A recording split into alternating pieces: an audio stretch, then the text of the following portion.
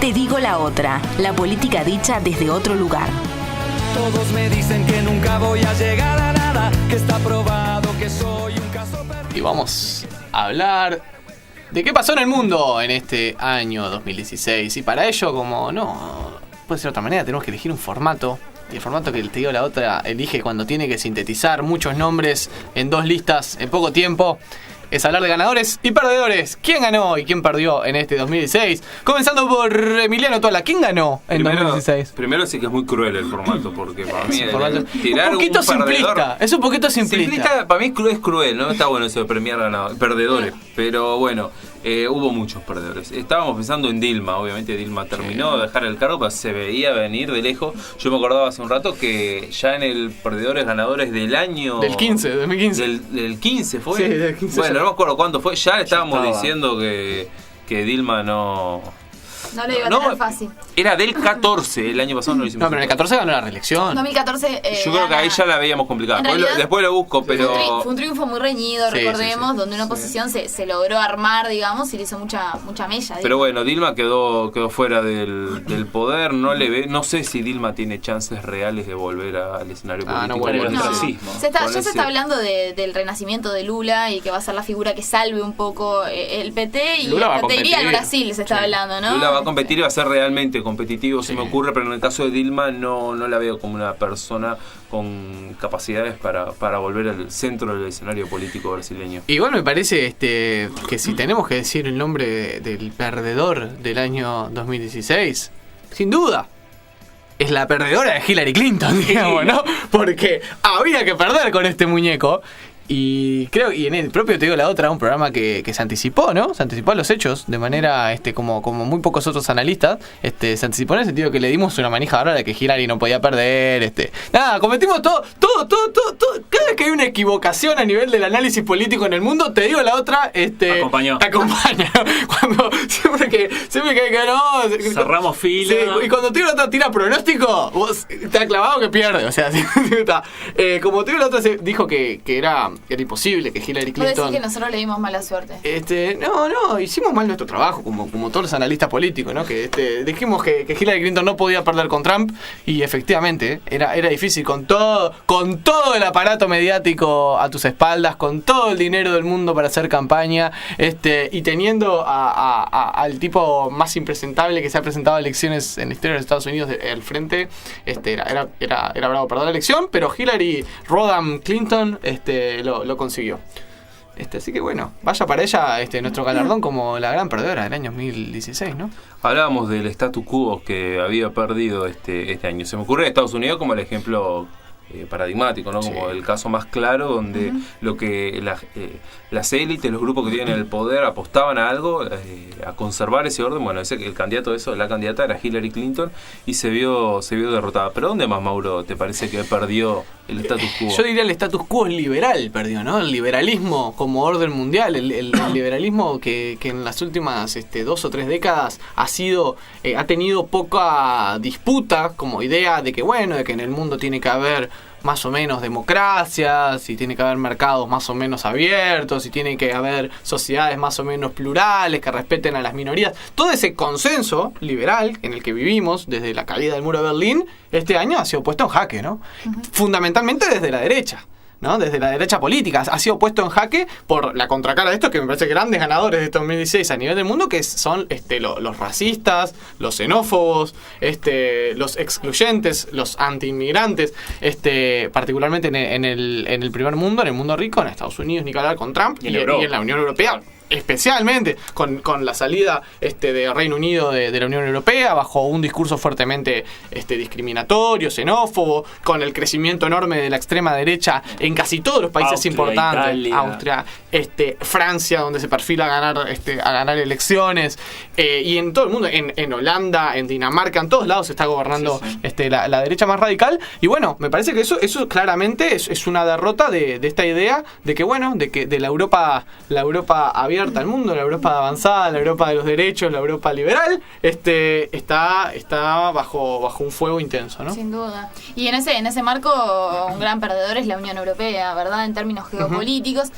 Primero porque se le va uno de sus principales miembros, ¿verdad? Recordemos que este año, y Mauro lo vivenció muy de cerca, fue el referéndum que le da finalmente salida de la Unión Europea a Gran Bretaña, con todas las discusiones, tanto internas como a nivel de la Unión que representa. Pero una Unión que está muy golpeada, ¿verdad? Porque este crecimiento de estos partidos nacionalistas o de derecha también estiran y tironean un poco para terminar de deshacer la Unión Europea, porque son partidos que bregan, digamos, por su disolución, ¿verdad? Entonces es una unión que está muy fragmentada, que en términos políticos tiene debates y discusiones internas muy, muy fuertes, pero que tiene naciones que están teniendo discusiones importantes respecto a su continuidad. Entonces parece estar bastante fragmentada y golpeada esta unión. Quedándome en Europa, si tengo que decir, dos grandes perdedores, caras de la misma moneda: el centroizquierda y la centroderecha, digamos. La centroizquierda y la centroderecha en el mundo, y en Europa particularmente, están pasando un momento muy complicado, ¿no? Con la centroizquierda la venimos viviendo hace como una década y pico, de que se habla de la crisis de la socialdemocracia, que la socialdemocracia europea perdió su rumbo, que perdió sus banderas, que era más o menos lo mismo que la derecha, que electoralmente le ha costado mucho en los últimos años ser competitiva en Alemania, en Inglaterra, en todas partes. Y yo creo que este fue el año donde le ocurrió lo mismo a la centro-derecha, que era la que venía bancando el mostrador ante la caída de la socialdemocracia. Bueno, los partidos tradicionalmente, partidos liberales, partidos conservadores, más o menos, de centro-derecha, también este año se han visto abofeteados por la ráfaga de la xenofobia y de los partidos de extrema derecha, ¿no? Entonces, los moderados, digamos, han sido grandes perdedores este año. Tal vez un matiz ahí lo haya puesto España con Rajoy. Claro, pero pasa que en España no ha habido una extrema derecha, claro, un movimiento que le disputara ese espacio a Rajoy, ¿no? Al Partido Popular. Pero Rajoy un ganador. Sí, Rajoy es un ganador. Me parece. ¿Lo de Rajoy? A ver, pararse y aplaudir. Pero qué... Permítame. Permítame, lo de Rajoy es impresionante. Es un tipo que cada elección a la que va levanta su voto, vota cada vez mejor, cada vez se chorrean más y cada vez les va mejor. La verdad, Mariano Rajoy, desde acá, un saludo, lo tuyo, impresionante, viejo.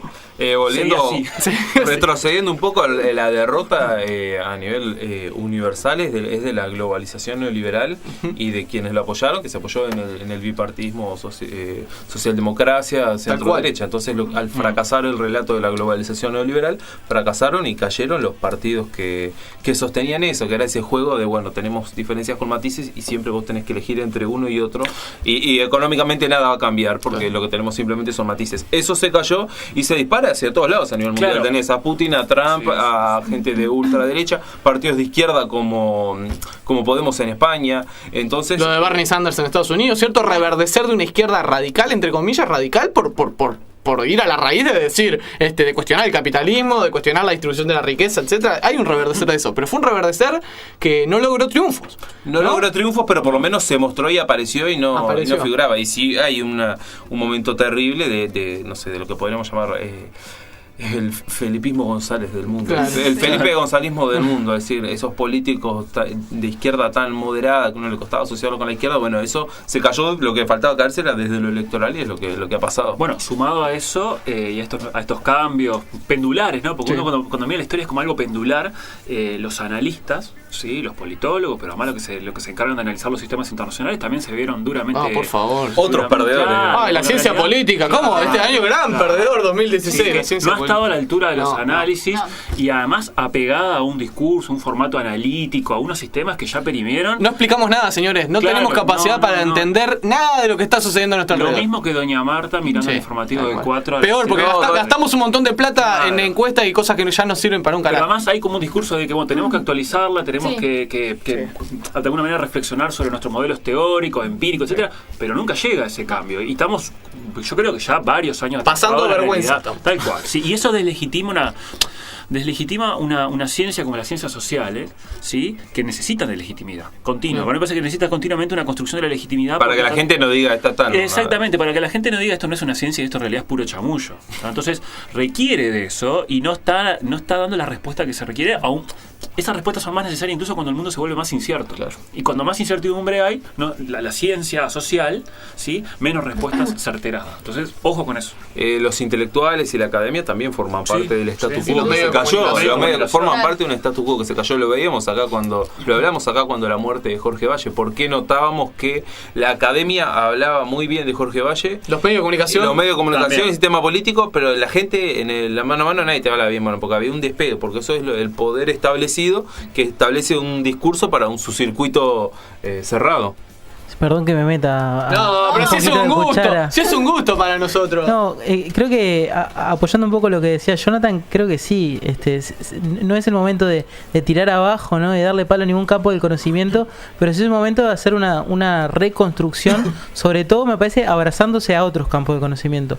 Creo que la ciencia política, viéndolo desde afuera, ya estamos en un momento que puede hacer muy poco para ese tipo de fenómenos si no se abraza, por ejemplo, a la comunicación, pero ya no solo pensado para los medios de comunicación, sino para la comunicación como el estudio de los fenómenos simbólicos, ¿no? Uh-huh. Esta cuestión, por ejemplo, de los errores abismales en cómo se iba a votar algunos candidatos, habla evidentemente de que había una construcción de sentido que iba para un lado en lo popular y en los medios, que no tenía nada que ver con lo que estaban formando justamente esos estudiosos.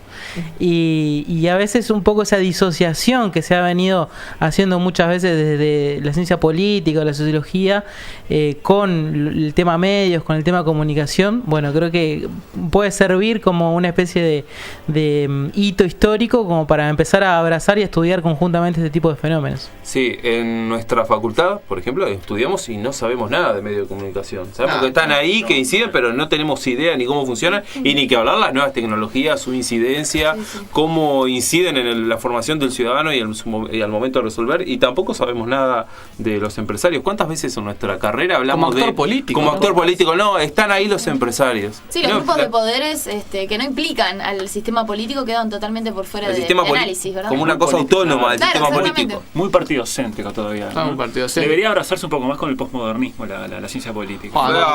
Así estamos bien. Con así el postmodernismo. Habría que abrazarlo un poco más. Maduro.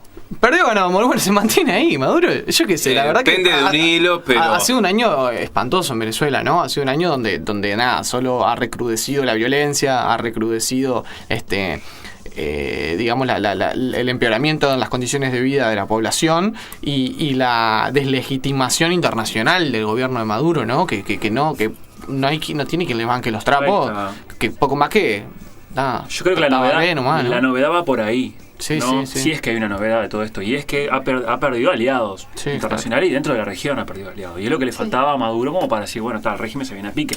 Igual a mí me llama la atención cómo se sigue sosteniendo. Y se sigue sosteniendo porque no permite que vayan, porque no les valía la firma para ir al revocatorio, porque pierde 80-20. Estamos de acuerdo, pero decir cómo a ver, lo hemos visto, ¿no? En otros países, en otros regímenes, en otras épocas, ya con este mapa ya han habido golpes de Estado. Probablemente tiene que ver con el control férreo importante de las Fuerzas Armadas, ¿no? Y que las Fuerzas Armadas ha sido no un está sector activado todavía. No, y ha sido un sector muy fiel a Chávez, obviamente, ¿no? Y al chavismo, ha sido parte integral de la revolución bolivariana, ¿no? Se me ocurre que también la pérdida de apoyo internacional tiene que ver con la pérdida de apoyo interno, porque en el caso de Chávez era algo que no se discutía, que más de la mitad de la población acompañaba ese proceso. Claro. Entonces, visto afuera, uno decía, bueno, esto pase lo que pase, bueno, si más de la mitad de la población te apoya en 15 referéndums, plebiscitos y votaciones, desde afuera es muy poco lo que se puede decir. Claro. Y no se registraron hechos graves, flagrantes de derechos humanos, ni procesos indebidos, ni demás. Y en el caso de la Venezuela actual eso no está sucediendo. Hace 2 años también que estamos dando a Maduro en una situación complicada, pero yo de verdad creo que en estas condiciones es difícil que el régimen venezolano se sostenga por mucho más tiempo. No, van a tener que ir a elecciones en un par de años, ¿no? Pero todavía falta, claro, falta para las elecciones. No, y capaz cabe también mencionar como un perdedor, o quizás 2 perdedores, o hablarlo en términos más genéricos. Lo que es la Unión Latinoamericana, ¿verdad? Teníamos procesos que venían gestándose como UNASUR, o bueno, el fortalecimiento también del Mercosur y la integración de Venezuela el socialismo al del siglo mismo. XXI. Sí. El ALBA, la Alianza Bolivariana para las Américas. El ALBA también, exactamente. ¿Se acuerdan del ALBA, mujer? Bueno, pero el ALBA pero el ALBA está más vivo que el Mercosur. El ALBA existe. Porque sus países están en pie. Exacto, y hay todavía una cierta unidad en algunas cuestiones, pero se ponen en jaque algunas de las de los intentos por generar una unidad latinoamericana más fuerte. Se estaba, o al menos parecía, en un proceso de fortalecimiento del Mercosur. La integración de Venezuela quería dar nota un poco de ello, y la UNASUR también, y bueno, no ha sido posible este año con los diversos triunfos y giros en términos políticos dentro de cada país. Han traído como consecuencia un viraje en la política exterior que ha dañado fuertemente esa unidad latinoamericana que parecía venir gestándose. Una perdedora para mí del año, después pasamos, si quieren, al ganador, a lo que creo todos vamos a coincidir es el gran ganador de este año. Perdedora, Milagro Sala, la dirigente social jujeña, que ganó el gobierno de Macri y la metieron enseguida presa. Le encajaron que la causa era por acampar en Plaza de Mayo, después esa causa se cayó, pero siguió presa y fueron metiendo otras causas arriba, una cosa impresentable, condenada por la comunidad internacional, es decir, meter preso a alguien y después ir buscando causas que calcen. Y ahora escuchaba a Morales, un gobernador de la provincia, diciendo que no descarta hacer un plebiscito para que la gente vote. Si le parece que Milagro Sala tiene que estar presa o no, hecho todo en nombre del republicanismo, ¿no? Yo me pregunto qué van a hacer judicialmente si sale que tienen que sacarla, ¿no? Digamos. Vamos a votar si las leyes del debido proceso penal se aplican o no para este caso. Vamos a votar. En Uruguay votamos los derechos humanos. Sí, somos capaces de votar, que no acá en Uruguay, ojo, acá todos somos jueces. Ganador del año, el señor Putin, presidente de Rusia. Bravo. Es Putin. Bravo. Un gran estratega. Gana siempre, todos los años. Ganó en Estados Unidos. Rusia ganó en Estados Unidos porque Trump era su candidato. Hizo todo tipo de jugadas y el tipo con esa mirada. Le hackeó el sistema de seguridad a la CIA, le robó los votos que faltaban ahí en los estados clave. Espectacular. Así que Putin, ganador del año. Como se ve, todos los años, desde el 2012, desde 2012 lo vamos a ganar a Putin. Lo quiero como técnico de Peñarol.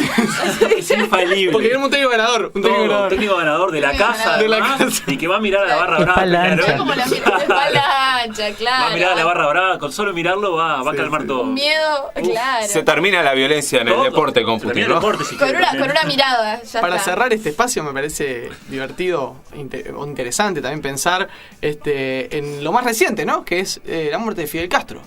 Fidel Castro, al final, da la sensación que fue un ganador de este 2016, ¿no? Porque su muerte pareciera que llevó como a una fuerte y tal vez hasta inesperada, como reivindicación, como cierto desagravio de la figura de Fidel Castro, y me pareció un poco inesperado. Un saldo positivo en general. Si uno miraba análisis incluso de gente parecía que más crítica, ¿no? que nosotros mismos. Hasta Vargas Llosa, yo leí la columna de Vargas Llosa. No lo leí. En el País de Madrid, obviamente, un recontra crítico de Rosón Cubana, pero que se detiene en unos cuantos párrafos a hablar de lo que fue la gesta épica de Castro, ¿no? Y es interesante. Yo creo que la muerte de Castro hizo que la gente reivindicara lo mejor de él, que se quedara con lo mejor. Sí, algo así.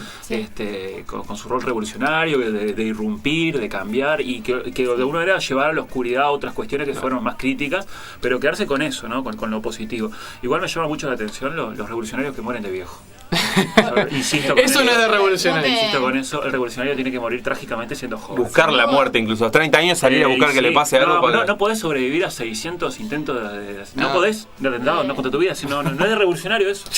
Lo que sí nos quedó en el tintero es hablar de Santos y mencionar si es ganador o perdedor, ¿verdad? Recordemos, pierde el referéndum que le daba el aval para ese acuerdo de paz que había generado con la FARC, pero sale fortalecido, Premio Nobel de la Paz, y finalmente logra, con algunas modificaciones, pasar por el Congreso. Exacto, pasar por el Congreso ese proceso y ese acuerdo de paz entre la FARC y el Estado colombiano. Perdón, quedaron en el tintero dos o tres perdedores. A ver. Por supuesto, me lo olvidaba. Brad Pitt y Angelina Jolie, separación de inesperada. Me parece que la cosa está peor. Incluso ayer leía que Angelina Jolie está comiendo menos todavía. Siempre está comiendo menos. No sé qué es lo que está comiendo. Como un granito de alpiste a las 8 de la mañana y después no come más. No sé qué hace. Lo de Pampita y Vicuña fue este año. Y la China Suárez y todo eso. ¿No fue el año pasado? Fue como que Barbie Vélez es una perdedora de este año y se separó de Fedeval denunciando violencia.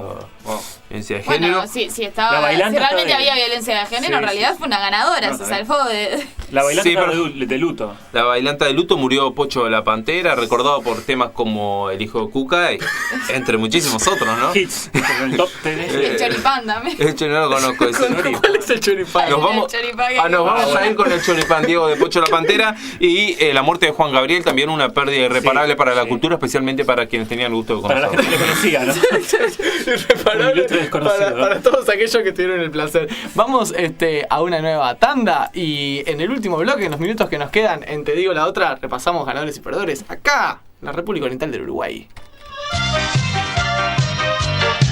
Comprale un choripán, negro, que la flaca tiene un hambre que vuela, hermanito.